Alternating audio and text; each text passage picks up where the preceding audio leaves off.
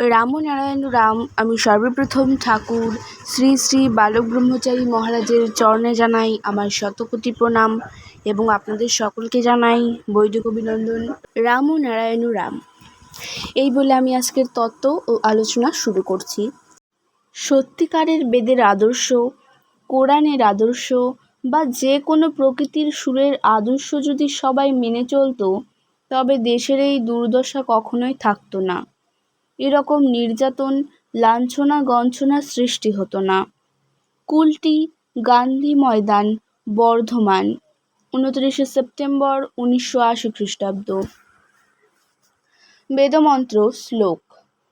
কয়েকটি মাত্র বেদের কথা বলছি। বেদ হচ্ছে আদি, বেদ হচ্ছে আদিধ্বনি, বেদ হচ্ছে বিজ্ঞান, বেদ হচ্ছে বিবেক, বেদ হচ্ছে প্রকৃতির তত্ত্ব, প্রকৃতির সুর। এই পৃথিবীতে ধর্ম সম্বন্ধে, শাস্ত্র সম্বন্ধে যার যা কিছু আছে সব কিছুই হচ্ছে প্রকৃতির কথা, প্রকৃতির সুর। এই সুরে কোনো বিবাদ নেই, বিচ্ছেদ নেই, হিন্দুর ভেতরেও নেই, মুসলমানের ভেতরেও নেই। হিন্দু মুসলমান শুধু নামে বিভক্ত, কিন্তু সুরের বেলায় কোরআনের যে সুর, বেদেরও সেই সুর এবং সমস্ত দেশ বিদেশের সব গ্রন্থের আদিতে একই সুর। সুরের ভেতরে কোনো গোলমাল নেই। গোলমাল হচ্ছে নিজেদের ভেতরে, নিজেদের স্বার্থসিদ্ধির জন্য। সত্যিকারের বেদের আদর্শ, কোরআনের আদর্শ বা যে কোনো প্রকৃতির সুরের আদর্শ যদি সবাই মেনে চলতো, তবে দেশের এই দুর্দশা কখনোই থাকতো না। এরকম নির্যাতন, লাঞ্ছনা গঞ্ছনা সৃষ্টি হতো না। তাই আজকের যে ধর্মের সত্যিকারের অর্থ কী? ধর্ম কেন?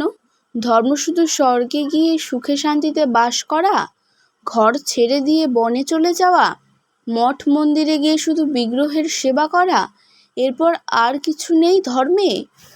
এইভাবে ধর্মের সৃষ্টি হয়নি। ধর্মের আসল তত্ত্ব হলো নিজের ভেতরের ক্লেদ পঙ্কিলতাকে দূর করো, অসুরবৃত্তি দূরে সরিয়ে দাও এবং সমাজকে পবিত্র করো। অসুরের হাত থেকে, সমস্ত ক্লেদ পঙ্কিলতার হাত থেকে সমাজকে মুক্ত করো। আর কি আছে ধর্মে?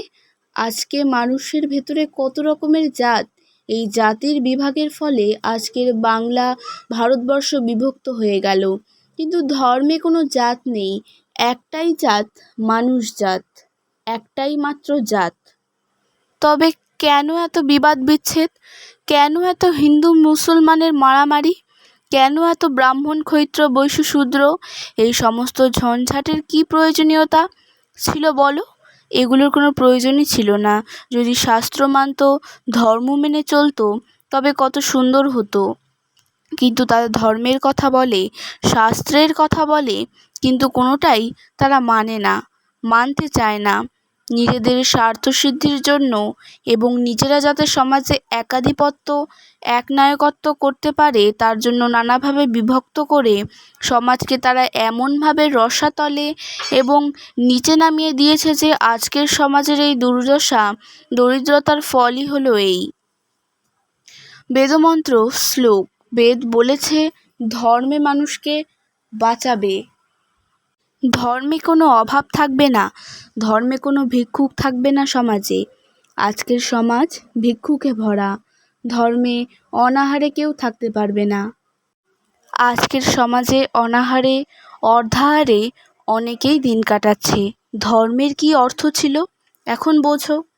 ধর্মের প্রকৃত অর্থে জাতিতে জাতিতে কোনো বিভেদ থাকবে না। ধর্মে থাকবে একটাই জাত, মানুষ জাত, এক জাত।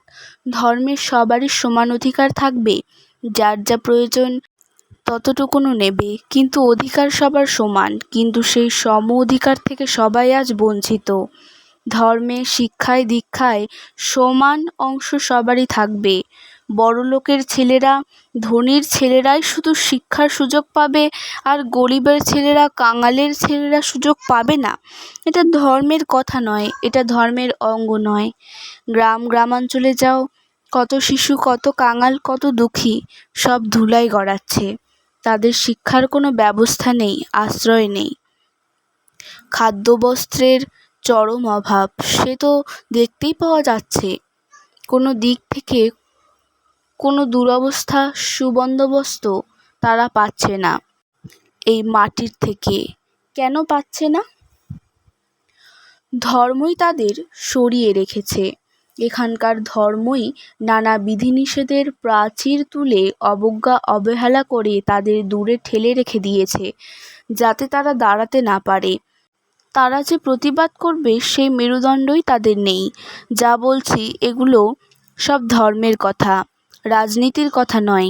সত্যিকারের ধর্মের কথা থেকে আজ আমরা অনেক দূরে সরে গেছি।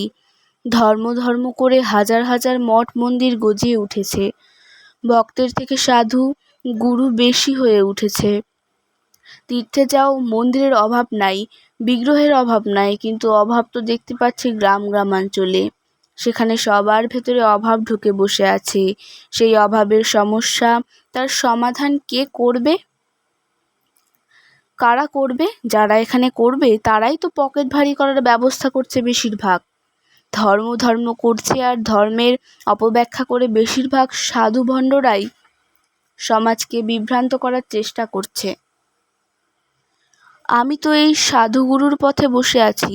আমি তো দেখতে পাচ্ছি কোথায় গলতি, এবং আমার তো প্রায় 3 কোটির কাছাকাছি শিষ্য সন্তান।